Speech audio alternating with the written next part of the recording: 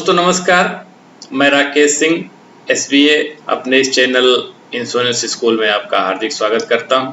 आज मैं एक ऐसी योजना के बारे में आपसे चर्चा करने जा रहा हूं जो कि एलआईसी की बहुत ही शानदार योजना है और सबसे बड़ी चीज़ ये है कि गारंटीड योजना है। ज़्यादातर जो प्लान्स होते हैं उसमें बोनस बेस्ड होते हैं और बोनस समय समय पे डिक्लेयर होते हैं, लेकिन ये एक ऐसी पॉलिसी है जिसमें गारंटीड बोनस मिलेगा और जब तक पॉलिसी चलेगी तब तक बोनस मिलेगा। तो इसका नाम है बीमा ज्योति योजना। तो चलिए इसके बारे में जानते हैं। तालिका नंबर 860 और ये फरवरी में लॉन्च हुई है, अभी फरवरी 2021 में। और चूंकि उस समय कोरोना का काल था तो ज़्यादा ये पॉपुलर नहीं हो पाई थी, लेकिन अभी जो है इस पॉलिसी ने बहुत ज़बरदस्त पिकअप पकड़ा। तो इसके बारे में जानना आप लोगों को ज़रूरी है। तो चलिए फिर इसके टर्म्स कंडीशन के बारे में जानते हैं। ये एक लिमिटेड प्रीमियम पेमेंट बंदोबस्ती प्लान है जिसमें गारंटीड 50 रुपया प्रति 1000 बीमा धन के हिसाब से बोनस मिलेगा। लिमिटेड प्रीमियम पेमेंट का मतलब ये होता है कि समय इसमें निर्धारित रहता है कि जैसे मान लीजिए कि अगर 20 साल का प्लान है तो उसमें समय कम जमा करना रहता है प्रीमियम। जैसे मान लीजिए कि इस पॉलिसी में यह है कि जो भी प्रीमियम रहेगा, प्रीमियम पेइंग टर्म, उससे 5 साल जो है रहेगा। तो ये एक लिमिटेड प्रीमियम पेमेंट बंदोबस्ती प्लान है और इसमें मैच्योरिटी के समय में पूरा पैसा इकट्ठा मिलता है। तो चलिए पॉलिसी की और जो शर्तें हैं उसको समझते हैं। सबसे पहले तो ये जो है छोटे बच्चों से लेके और बड़े लोगों तक की पॉलिसी हो सकती है। जैसे न्यूनतम जो एज है वो 90 दिन होनी चाहिए, यानी 90 दिन का अगर बच्चा है कोई, 90 दिन एज उसकी पूरी हो गई है तो ये पॉलिसी उसको दी जा सकती है। और इसलिए भी ये टर्म्स कंडीशन को जानना जरूरी है क्योंकि कहा जाता है कि एजेंट जो होता है वो फर्स्ट अंडरराइटर होता है। क्योंकि अगर आप पॉलिसी करने जाते हैं और आपको टर्म्स कंडीशन के बारे में नहीं आइडिया रहेगा तो हो सकता है कि दिक्कत हो जाए। इसलिए टर्म्स कंडीशन के बारे में अच्छे से जानकारी अपने दिमाग में इसको बैठाना जरूरी रहता है। प्रवेश के समय अधिकतम आयु यानी 60 साल तक का जो व्यक्ति होगा उसको आप ये पॉलिसी दे सकते हैं। 90 दिन से लेके 60 साल तक के बुजुर्ग को ये पॉलिसी आप दे सकते हैं। और जो न्यूनतम मैच्योरिटी एज है वो 18 वर्ष, यानी 18 साल। अगर मान लीजिए किसी 90 दिन वाले बच्चे को आपने किया है, मतलब 0 साल एज है जिसकी, तो 18 साल जब उसकी एज होगी तो वो चाहे तो ऑप्शन ऐसा ले ले कि 18 साल पे उसको मैच्योरिटी मिल जाए। क्योंकि कोई भी पेमेंट जो है 18 साल के बाद ही मिलता है जब बालिग हो जाता है बच्चा। अधिकतम पूर्णावधि आयु इसमें 75 साल है, यानी जब किसी भी व्यक्ति की एज 75 वर्ष होगी तो उससे ज्यादा वो पॉलिसी नहीं चल सकती। अगर मान लीजिए किसी आदमी को की एज जो है 55 साल है, वो चाहे कि वो 20 साल का प्लान ले ले तो चलेगा, लेकिन अगर उससे ऊपर लेना चाहता है तो फिर वो नहीं हो सकता। या मान लीजिए 56 साल है तो अगर 20 साल का प्लान लेगा तो 76 एज हो जाएगी, तो ये नहीं हो पाएगा क्योंकि इसमें जो मैक्सिमम मैच्योरिटी एज है वो 75 ईयर्स है। और जो न्यूनतम सम एश्योर्ड है वो 1 लाख का है और उसके ऊपर अगर देना होगा तो 25,000 के मल्टीपल्स में ये बढ़ेगा। बोनस जैसे कि पहले बताया 50 रुपये प्रति 1000 प्रति वर्ष। हर साल ये गारंटीड बोनस है और हर साल जो है इसमें जो है बीमा धन में मैच्योरिटी के समय वो हर साल जैसे जैसे साल पूरा होता जाएगा गारंटीड ये 50 रुपया उसमें जुड़ता जाएगा। 50 रुपया प्रति 1000। अगर मान लीजिए 1 लाख की पॉलिसी है तो इसका मतलब है कि 5000 रुपया जो है हर साल उस पॉलिसी पे जुड़ता जाएगा। पॉलिसी टर्म 15 से लेके 20 साल का 6 तरह का टर्म है। 15 साल का है, 16 का है, 17 का है, 18 का है, 19 का है, 20 का है। तो ये 6 टर्म में है पॉलिसी। 15 से 20 साल का टर्म इसमें लिया जा सकता है। और भुगतान अवधि जो है, जो भी टर्म होगा, कोई भी टर्म, मान लीजिए 15 साल का कोई लेता है तो 5 साल कम जमा करना है प्रीमियम, यानी 10 साल ही भरना है। अगर मान लीजिए कोई 16 साल लेता है तो 11 साल, जाहिर सी बात है। अगर 20 साल का कोई टर्म लेता है तो 15 साल प्रीमियम भरना पड़ेगा। रिस्क कवर की शुरुआत का एक कॉमन रूल है, केवल इसी पॉलिसी का नहीं, पॉलिसी लेने के 2 वर्ष बाद या पॉलिसी धारक की आयु 8 वर्ष पूर्ण होने पर जो भी पहले होगा तो रिस्क कवर स्टार्ट होता है। और इसमें ये होता है कि अगर मान लीजिए कि किसी व्यक्ति की रिस्क कवर स्टार्ट होने के पहले ही डेथ हो गई तो उस स्थिति में जो भी प्रीमियम उसने भर रखा है एडिशनल प्रीमियम को छोड़ के, या जो टैक्सेस जीएसटी वगैरह भरा जाता है उसको छोड़ के सारा कुछ जो है वो वापस हो जाता है। हाँ, अगर ये है कि रिस्क कवर स्टार्ट हो गया है तो जो है पूरा बीमा धन और बोनस वगैरह सारा कुछ जोड़ के मिलता है। और बीमा धन पॉलिसी लेने के 2 वर्ष बाद या किसी व्यक्ति की एज 8 साल हो जाए, जो भी पहले पड़े। अगर मान लीजिए कोई 8 साल या 9 साल का आदमी है तो उसका फिर इमीडिएट रिस्क कवर स्टार्ट हो। अब देखिए, जैसे मान लीजिए कि टर्म हम 15 साल का लेते हैं तो इसका जो प्रीमियम पेइंग टर्म होगा, क्योंकि 5 साल कम रहेगा तो 10 साल का होगा। 16 साल का अगर टर्म लेंगे तो 11 साल प्रीमियम पेइंग टर्म होगा। 17 साल का अगर टर्म लेंगे तो 12 साल भरना पड़ेगा। 18 साल का लेंगे तो 13 साल भरना पड़ेगा। अगर 19 साल का लेंगे तो 14 साल लेना पड़ेगा। 20 साल का अगर टर्म लेते हैं तो फिर 15 साल लेना पड़ेगा। अब इसमें आते हैं क्या बेनिफिट्स हैं, पॉलिसी में बेनिफिट्स। तो सबसे पहले तो मैच्योरिटी को देखते हैं कि अगर पॉलिसी मैच्योर करती है तो उस समय क्या लाभ मिलेगा। तो इस पॉलिसी में गारंटीड बोनस है और मैच्योरिटी पे बीमा धन के साथ गारंटीड बोनस मिलेगा। एक एग्जाम्पल से समझते हैं। मान लीजिए कि 10 लाख की पॉलिसी हमने किया है 20 साल के लिए, तो इसमें कितना होगा, 10 लाख मैच्योरिटी पे ये सम एश्योर्ड हो गया, 10 लाख ये मिल गया। और 50 रुपए पर 1000 पर एनम के हिसाब से, यानी 50 रुपया को अगर हम 1000 से मल्टीप्लाई कर दें तो ये जो है 1 साल का बोनस हो गया। और इसको हम जो है फिर जो है 20 से मल्टीप्लाई कर दें तो ये जो है 20 साल का बोनस आ गया। तो ये टोटल इसका जो मैच्योरिटी वैल्यू आएगी वो 20 लाख होगा। और ये 20 लाख जो है ये गारंटीड वैल्यू है। इसमें कोई इफ बट नहीं है कि 20 लाख हो सकती है, नहीं हो सकती, हो सकता है कि बोनस रेट कम हो जाए या बोनस रेट बढ़ेगा कि नहीं बढ़ेगा। इसमें कोई ये सोचने वाली बात नहीं। आप बिल्कुल निश्चिंत होकर बता सकते हैं कि 50 रुपये बोनस कुछ भी हो जाए, हो सकता है कि बोनस घट के 30 रुपया हो जाए, लेकिन चूंकि इस पॉलिसी में गारंटीड है, LIC ने गारंटी लिया है, तो इस नाते इस पॉलिसी में 50 रुपये का जो है बोनस गारंटीड मिलना ही मिलना है। और मेच्योरिटी पे ये 20 लाख रुपया, एग्जैक्ट 20 लाख रुपया उसको, अगर ये पॉलिसी 10 लाख की कोई लेता है तो उसको 20 लाख रुपया पॉलिसी होल्डर को नॉन टैक्सेबल अमाउंट ये मिलेगा। अब डेथ क्लेम पे देखते हैं। ये तो मेच्योरिटी था, सिंपल है कि बीमा धन और गारंटीड बोनस दे दिया अगर वो पॉलिसी तक सरवाइव करता है तो। मृत्यु दावा में सबसे पहले तो यदि पॉलिसी धारक की मृत्यु रिस्क कवर प्रारंभ होने के पहले हो जाए, जैसे अभी मैंने बताया कि रिस्क कवर का प्रारंभ होगा जब किसी व्यक्ति की एज 8 साल हो जाए या पॉलिसी लेने के 2 साल बाद, जो भी पहले पड़ेगा। जैसे मान लीजिए कोई 0 साल का बच्चा है तो 2 साल बाद, यानी 2 साल जब उसकी एज हो जाएगी तब उसका रिस्क कवर स्टार्ट होगा। या अगर मान लीजिए कोई 7 साल का बच्चा है वो पॉलिसी लेता है तो उसमें जब उसकी एज 8 साल हो जाएगी तब उसका 1 ही साल बाद स्टार्ट हो जाएगा। या अगर मान लीजिए कोई 10 साल का बच्चा है वो पॉलिसी लेता है तो उसका इमीडिएट रिस्क कवर स्टार्ट हो जाएगा, क्योंकि उसमें यह है कि पॉलिसी लेने के 2 साल बाद या किसी की एज 8 साल हो जाए, जो भी पहले पड़ेगा उस समय रिस्क कवर स्टार्ट होगा। और रिस्क कवर जब स्टार्ट हो जाएगा तो उस समय जो है पूरा जो है उसमें क्लेम मिलेगा। जितने दिन पॉलिसी चली रहेगी उतने दिन का बोनस मिलेगा, गारंटीड बोनस और सम एश्योर्ड मिलेगा। और अगर रिस्क कवर स्टार्ट नहीं है तो जो भी एडिशनल प्रीमियम लगाया है घटा के टोटल जो डिपॉजिटेड अमाउंट है वो वापस कर दिया जाता है।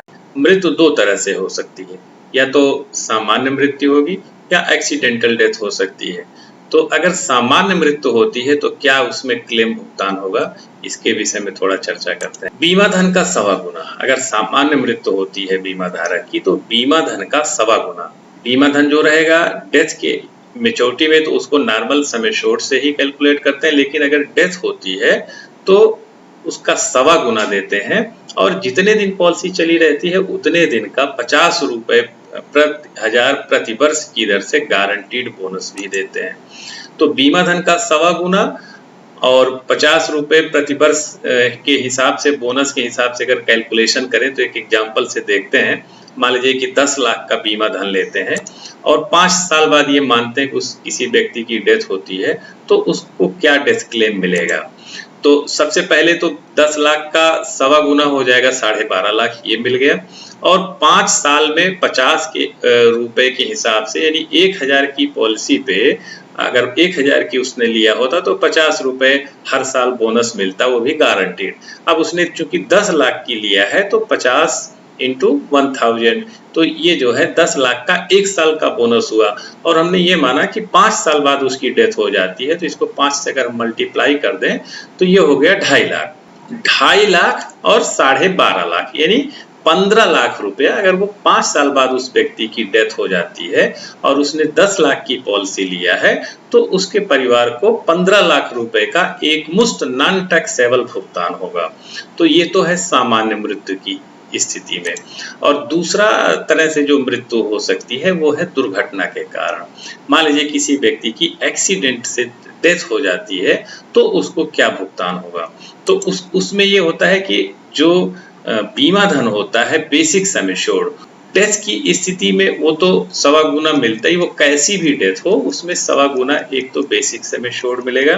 प्लस एक्सीडेंटल के लिए अगर मान लीजिए एक्सीडेंटल डेथ होती है तो उसमें एक्सीडेंटल का एक एडिशनल बेसिक सम एश्योर्ड, यानी बेसिक सम एश्योर्ड 10 लाख है तो 10 लाख डेथ होने की स्थिति में, वो चाहे नॉर्मल डेथ हो चाहे एक्सीडेंटल हो, तो एक तो सम एश्योर्ड उसका सवा गुना रहेगा। दूसरा जो एक्सीडेंटल के लिए स्पेशली सम एश्योर्ड मिलता है वो है बेसिक सम एश्योर्ड, यानी 10 लाख। यानी 12.5, अगर केवल 10 लाख के हिसाब से कैलकुलेट करें तो 12.5 लाख रुपया ये हुआ, प्लस मूल बीमा धन है 10 लाख रुपया, तो 10 लाख ये हो गया, यानी 22.5 लाख ये हो गया एक्सीडेंटल की स्थिति में, प्लस इसमें बोनस। अब देखिए एक उदाहरण से समझते हैं, 10 लाख का ही उदाहरण लेते हैं। मृत्यु पॉलिसी लेने के 5 वर्ष बाद हो जाए तो मान लीजिए कि 5 साल में उसकी डेथ होती है, तो कितना उसको डेथ क्लेम मिलेगा एक्सीडेंटल डेथ होने की स्थिति में। तो 22.5 लाख ये हुआ, 10 लाख बेसिक सम एश्योर्ड जो एक्सीडेंटल डेथ होने के नाते मिला है, और किसी भी तरह की डेथ होने पे जो सम एश्योर्ड का सवा गुना मिलता है वो है 12.5 लाख, वो यानी 12.5 प्लस 10 यानी ये हो गया 22.5 लाख रुपया। और 2.5 लाख रुपया 5 साल का बोनस हो गया 50 रुपए प्रति हजार प्रति वर्ष की दर से। तो टोटल जो है एक्सीडेंटल डेथ होने पे 25 लाख रुपए का जो है जो भी ये राशि होगी ये उसके परिवार को जो है देय होगी। अब मान लीजिए कि किसी व्यक्ति की दुर्घटना तो होती है लेकिन उस आदमी की डेथ नहीं होती और परमानेंटली डिसेबल्ड हो जाता है, तब क्या होगा। अगर देखा जाए तो डेथ हो गई तो एक तरह से फिर भी ठीक रहता है, क्योंकि आदमी जो है अर्निंग मेंबर था, डेथ हो गई तो चला गया, नुकसान तो हुआ उस परिवार का, क्योंकि वो अमूल्य नुकसान है, उसका कोई क्षतिपूर्ति नहीं की जा सकती। लेकिन अगर मान लीजिए कि दुर्घटना होने के बाद वो परमानेंटली डिसेबल्ड होकर जीवित रह जाता, तो देखा जाए तो वो एक तरह से वो व्यक्ति अपने परिवार के ऊपर फाइनेंशियली बोझ बन के रह जाता, क्योंकि उस आदमी की जो परमानेंटली डिसेबल्ड होगा, परमानेंटली डिसेबल्ड की परिभाषा यही है कि काम करने लायक स्थिति में ना रह जाए, यानी वो उसकी अर्जन क्षमता समाप्त हो जाए, ऐसा व्यक्ति। तो अगर किसी व्यक्ति की अर्जन क्षमता समाप्त हो गई, जो अभी तक अर्निंग थी वो बंद हो गई, अब आगे उससे कोई अर्निंग होनी नहीं है, और इसके अलावा जो परिवार अभी अगर वो नहीं रहता तो कम से कम उसके खर्चे नहीं रहते, लेकिन वो चूंकि जीवित है तो उसकी दवा का खर्चा या उसके ऊपर जो पर्सनल खर्चे और भी होंगे, बहुत सारे खर्चे होते हैं, वो परिवार के ऊपर एक तरह से लाइबिलिटी बन जाता है।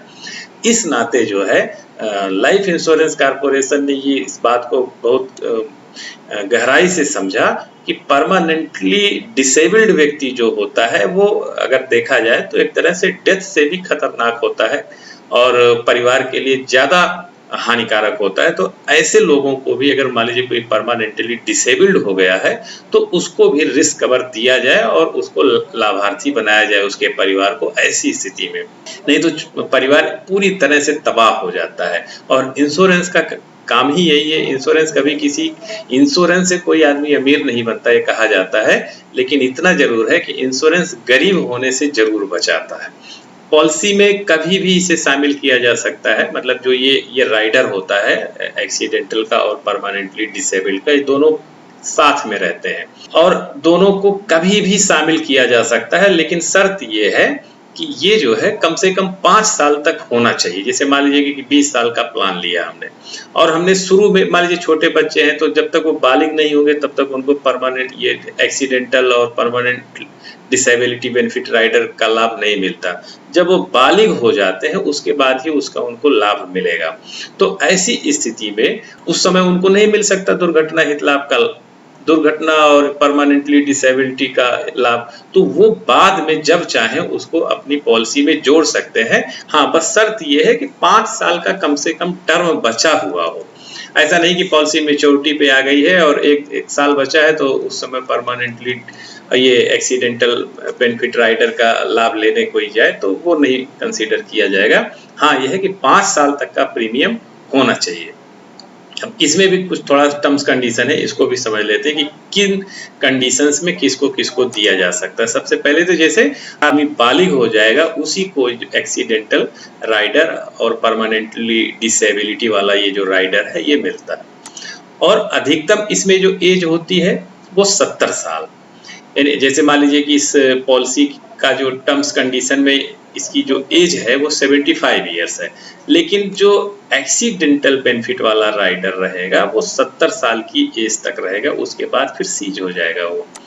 और मूल बीमा धन के बराबर बीमा धन की सुविधा रहेगी। जैसे जो भी सम एश्योर्ड रहेगा, अगर 1 करोड़ कोई लिया है तो 1 करोड़ का एक्सीडेंटल रहेगा।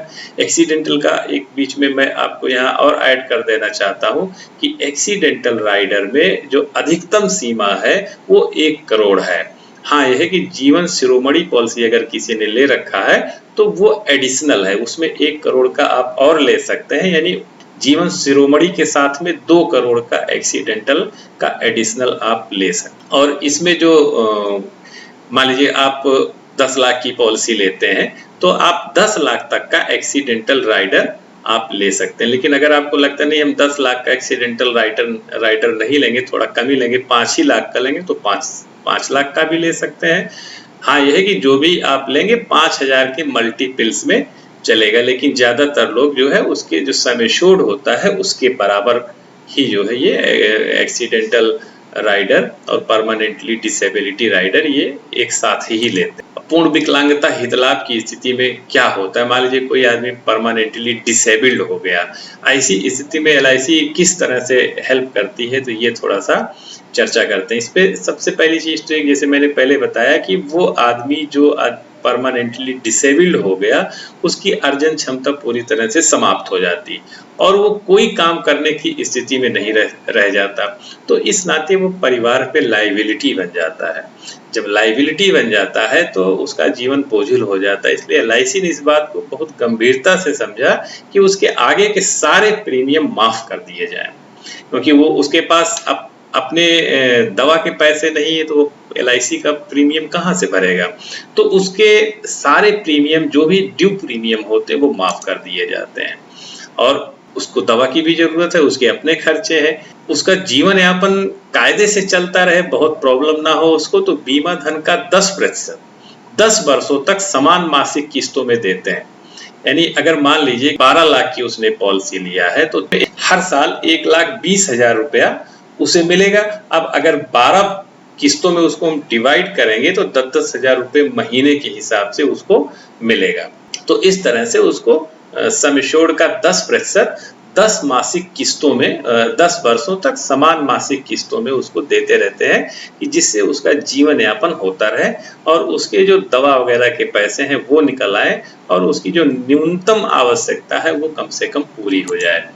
पूर्णावधि पर या मृत्यु दावा उपस्थित होने पर बिना कटौती के पूरा क्लेम मिलता है। अब मान लीजिए कि वो प्रीमियम भर रहा, वो प्रीमियम तो माफ हो गया, पॉलिसी चल रही है, प्रीमियम माफ होने के बाद वो पॉलिसी चलती रहती है, उसको पैसा मिलता रहता है। लेकिन मान लीजिए कि इसी बीच में उस व्यक्ति की डेथ हो जाती है तो पूरा पैसा उसको मिलेगा डेथ क्लेम के समय। जैसे मैंने पहले बताया, डेथ क्लेम में जो भी पैसा मिलता है उस पूरा पैसा मिलेगा बिना ये किसी भी तरह की कटौती किए हुए। और अगर वो पॉलिसी मैच्योर होती है तो भी पूरा पैसा मिलेगा, पूरी मैच्योरिटी देंगे बिना जो है किसी तरह की कटौती हुए। लेकिन शर्त ये है कि ये जो परमानेंटली डिसेबिलिटी का जो क्लेम उपस्थित होगा वो दुर्घटना के 180 दिन के अंदर परमानेंटली डिसेबल्ड हो जाना चाहिए। ये नहीं कि आज एक्सीडेंट हुआ और 5 साल बाद जाके जो है कोई आदमी डिसेबल हुआ तो उसको परमानेंटली डिसेबिलिटी के क्लास में नहीं ले आएंगे। तो परमानेंटली डिसेबिलिटी का मतलब है कि अगर एक्सीडेंट से कोई कैजुअलिटी होती है तो उसके 180 दिन के अंदर वो आदमी परमानेंटली डिसेबल्ड हो जाए। तुरंत भी हो सकता है या अधिकतम जो सीमा है वो 180 दिन है। अब एक और इस पॉलिसी में बहुत अच्छा बेनिफिट ऐड कर दिया LIC ने, वो है प्रीमियम वेवर बेनिफिट, यानी प्रीमियम परित्याग हित लाभ इसको बोलते हैं। ये छोटे बच्चों के केस में उपयोगी होता है, जो बच्चे नाबालिग होते हैं, जो अर्निंग नहीं कर सकते, जिनका, और मान लीजिए कोई गार्जियन अपने बच्चे के नाम से पॉलिसी लेना चाहता है और गार्जियन के साथ कोई कैजुअलिटी हो जाए, उसकी डेथ हो जाए, क्योंकि प्रीमियम तो गार्जियन भर रहा है। मान लीजिए कोई पिता है, वो सर्विस करता है, जॉब करता है, अर्निंग करता है, तो वो अपना पैसा अपने बच्चे के नाम से करके जमा कर रहा है और परिवार में कमाने वाला वही एकमात्र इंसान है और किसी कारणवश दुर्घटना से या किसी भी तरह से उस व्यक्ति की डेथ हो जाती है, तो ऐसी स्थिति में तो अर्निंग मेंबर रहा नहीं। इस नाते जो है प्रीमियम वेवर बेनिफिट उपयोगी हो जाता है, क्योंकि अगर प्रीमियम वेवर बेनिफिट ना रहे तो जो बच्चे की पॉलिसी चल रही है, क्योंकि बच्चा तो है और बच्चे का पॉलिसी में अगर प्रीमियम ड्यू रहेगा तो वो भरना पड़ेगा। अब अगर भरना पड़ेगा तो उस व्यक्ति की तो अर्निंग, चूंकि अर्निंग मेंबर चला गया तो परिवार में जो लोग बचे हैं वो नॉन अर्निंग मेंबर्स हैं, तो वो प्रीमियम भरना उनके लिए एक लायबिलिटी हो जाएगा।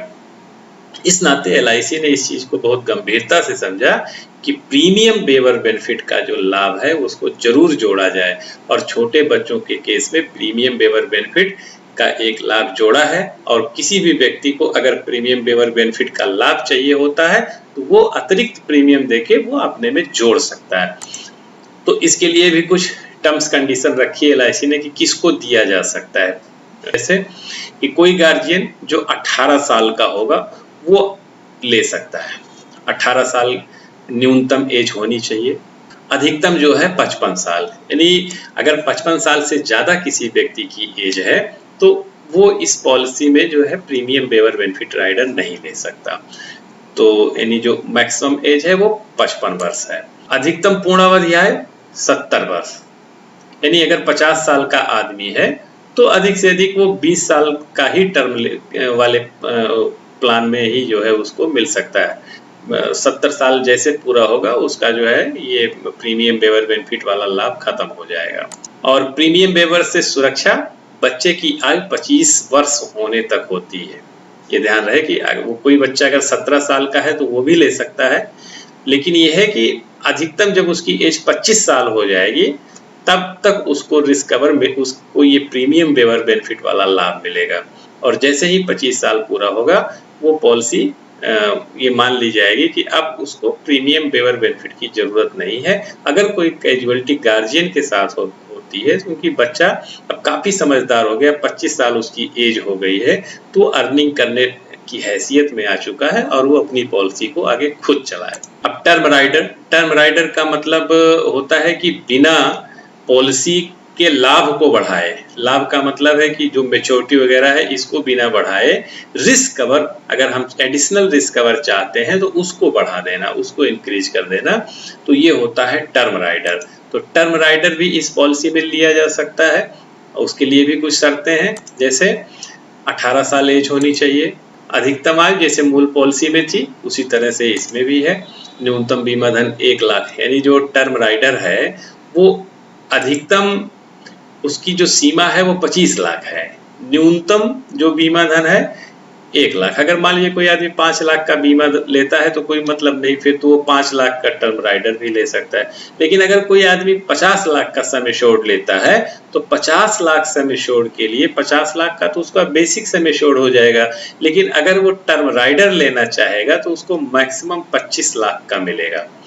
25 लाख से ज्यादा वो टर्म राइडर नहीं ले पाएगा, यानी अगर उस व्यक्ति की डेथ होती है तो 25 लाख रुपया ये एडिशनल मिलेगा। अगर मान लीजिए 50 लाख की वो पॉलिसी लिया, 50 लाख की पॉलिसी के साथ 25 लाख का ये टर्म राइडर ले लिया तो टोटल 75 लाख हो गया उसका सम एश्योर्ड। लेकिन जब उस आदमी की सामान्य डेथ होगी तो इसको 75 लाख मान के नहीं मानेंगे, क्योंकि जो सामान्य डेथ होती है किसी भी तरह की डेथ में जो बेसिक सम एश्योर्ड होता है उसका 1.25 गुना मिलता है। लेकिन जो टर्म राइडर वाला सम एश्योर्ड है ये बेसिक सम एश्योर्ड मिलेगा, यानी 50 लाख का 1.25 गुना प्लस 25 लाख। ये जो है अगर उस व्यक्ति की डेथ होती है और उसने टर्म राइडर ले रखा है तो इस तरह से इसमें क्लेम मिलेगा। और न्यूनतम 1 लाख है, 1 लाख से कम नहीं ले सकते हैं।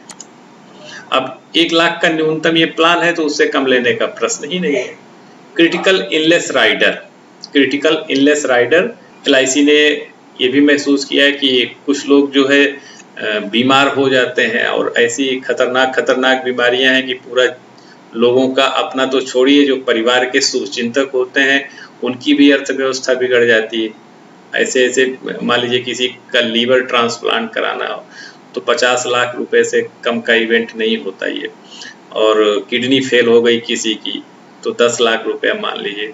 तो ऐसे होने से, और रेगुलर खर्चे होते हैं, मान लीजिए कोई डायलिसिस पे है तो रेगुलर उसको पैसा लगाना ही पड़ता है डायलिसिस के लिए। तो इस नाते जो है कि इसको भी जो हेल्थ का इशू है, LIC ने इस इशू को भी बहुत गंभीरता से लिया और एक ये सुविधा दिया पॉलिसी होल्डर्स को, वो चाहे तो क्रिटिकल इलनेस राइडर भी ले सकते हैं।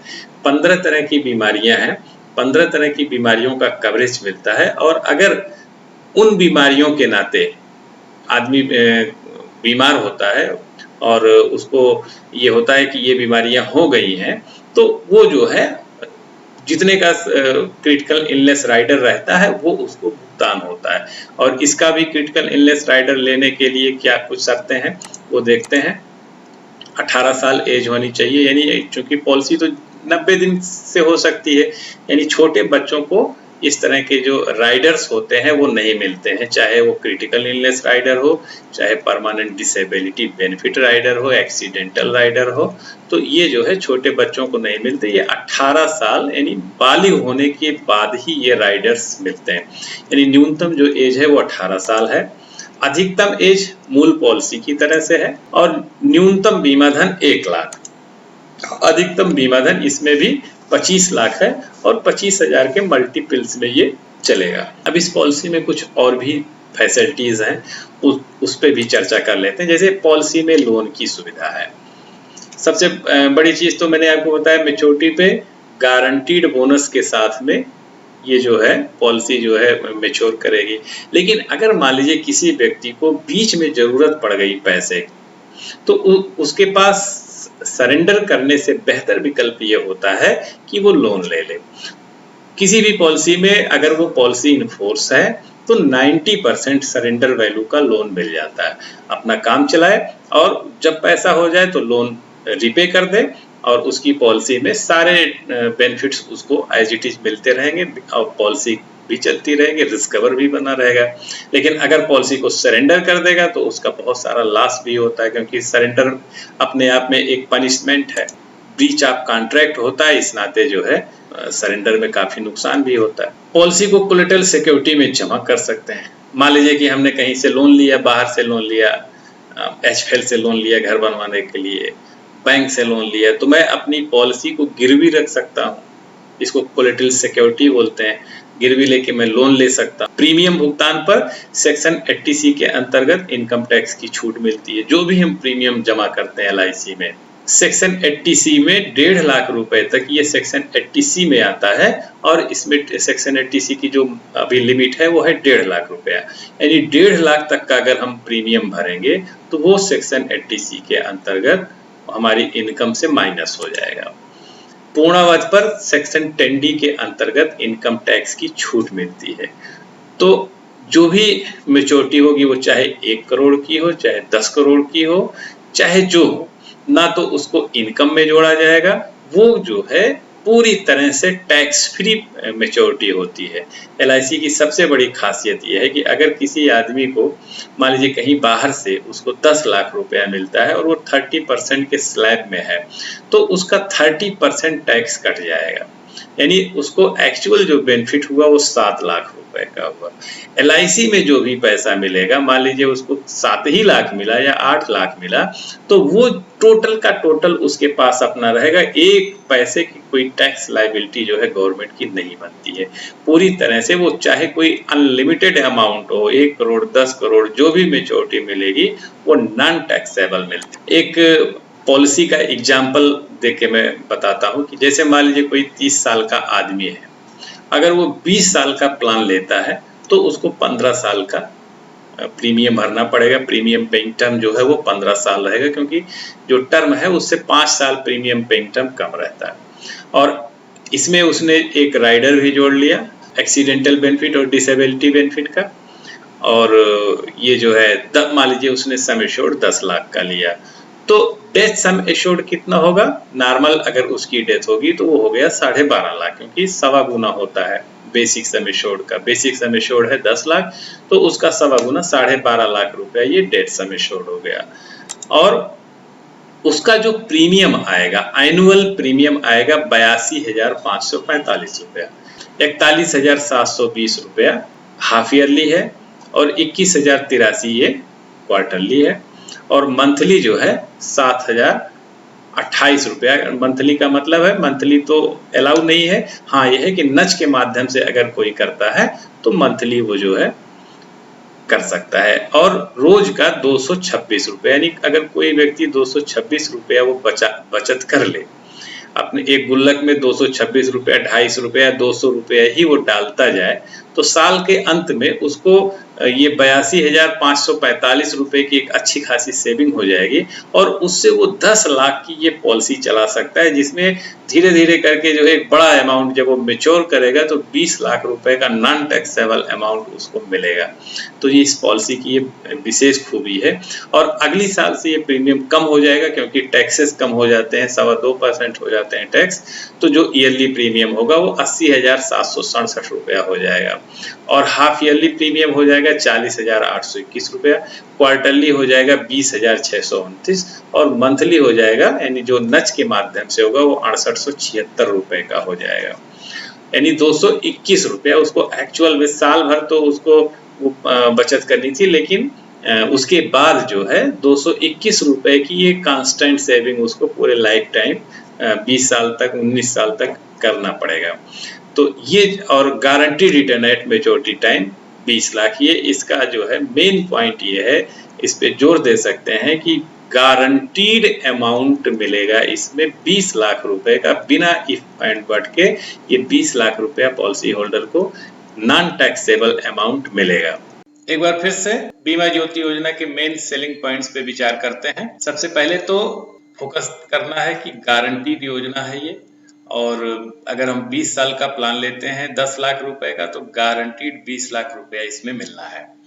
दूसरा हम फोकस कर सकते हैं कि ये हमारी जो लंबे समय की आवश्यकताएं हैं, जिनको लॉन्ग टर्म गोल्स कहा जाता है, उसके लिए ये बेस्ट सुटेबल प्लान है।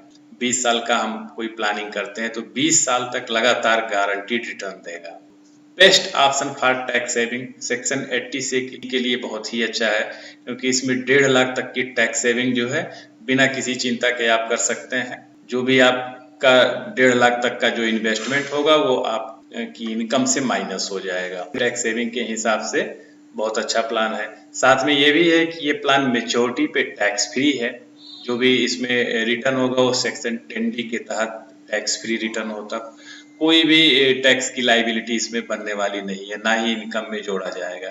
Option to convert this plan into pension plan, एक बहुत बढ़िया ऑप्शन ये है कि जो भी एक मुश्त पैसा मिलेगा 20 लाख रुपया, अगर कोई आदमी चाहता है कि उस समय उसको जरूरत एक मुश्त पैसे की ना होके उसको ये लगता है कि हमको पेंशन के रूप में ये पैसा चाहिए, तो वो उस पैसे को वो इमीडिएट एन्युटी में कन्वर्ट कर सकता है और उसको उस समय का जो रेट होगा उसके हिसाब से पेंशन मिलने लगेगी और उसको लाइफ टाइम पेंशन मिलेगी। बहुत सारे विकल्प होते हैं पेंशन के, वहां पे वो कन्वर्ट कर सकता है पेंशन में।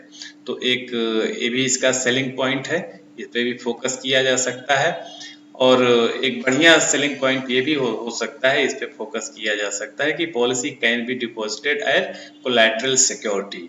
तो इसको पॉलिसी को कहीं पे बंधक रख के या गिरवी रख के हमको एक अच्छा खासा जो है अमाउंट मिल सकता है। लोन लेते हैं मान लीजिए, तो इसको कोलेटरल सिक्योरिटी के रूप में हम इस पॉलिसी को जमा कर सकते हैं।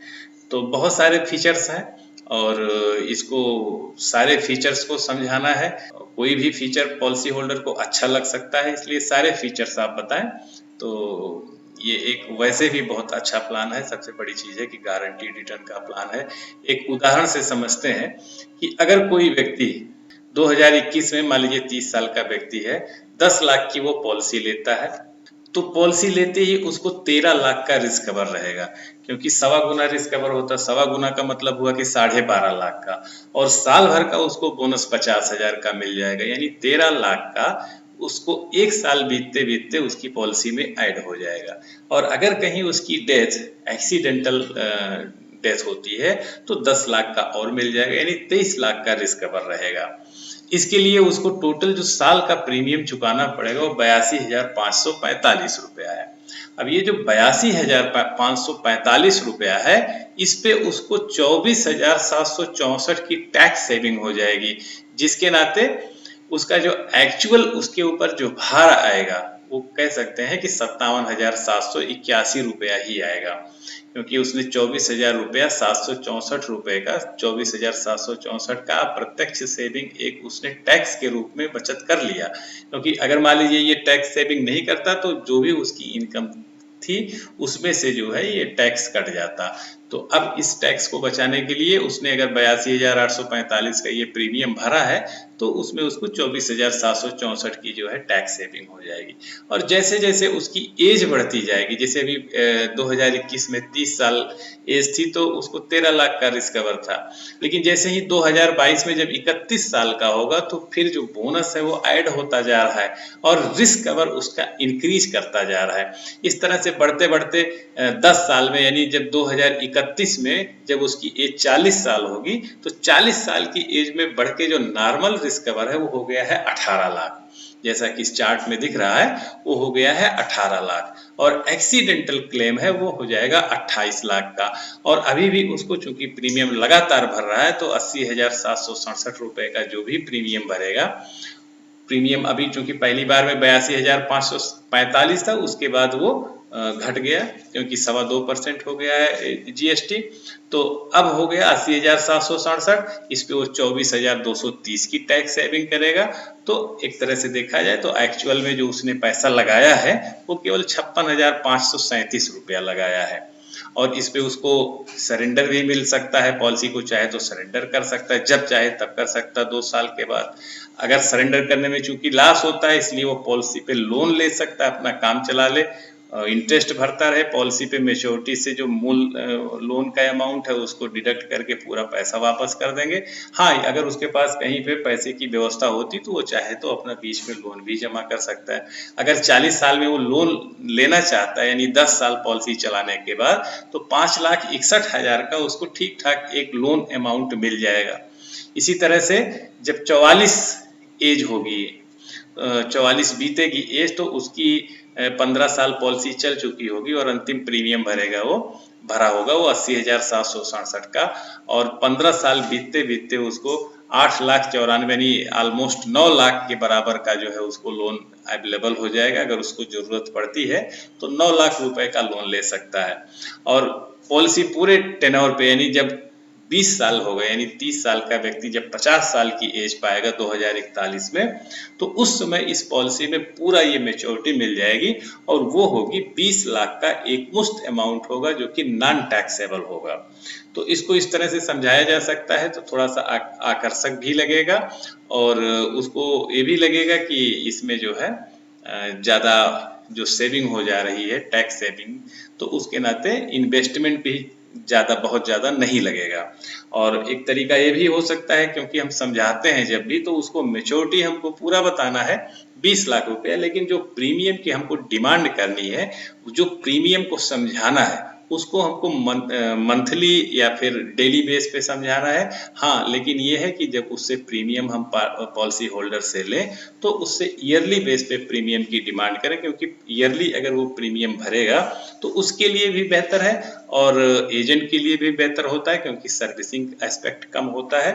इस नाते जो है ज़्यादा बेहतर ये होता है कि ईयरली मोड में पॉलिसी की जाए। ईयरली मोड में पॉलिसी होल्डर के लिए इसलिए भी बेहतर होता है क्योंकि वो बेहतर प्लानिंग भी कर सकता है। मान लीजिए LIC का प्रीमियम उसे हर साल भरना है, अगर उसे 82,000 भरना है तो इसका मतलब है कि लगभग 6,000 6,500 के आसपास की अगर वो रेकरिंग कर ले तो भी ऑलमोस्ट उसकी आवश्यकता पूरी हो सकती है। तो इस तरह करके एक बेहतर प्लानिंग किया जा सकता है ईयरली मोड में। तो प्रीमियम पॉलिसी होल्डर से ईयरली मोड में लेना है, लेकिन पॉलिसी उसको समझाना है डेली बेसिस पे या मंथली बेसिस पे। तो धन्यवाद। आज का बीमा ज्योति का ये प्रेजेंटेशन था। मुझे उम्मीद है कि आपको बेहतर लगा होगा। अगर कहीं कोई शंका हो तो आप मुझे मेरे नंबर पे कॉल करके आप जान भी सकते हैं। फिर मिलते हैं। नमस्कार।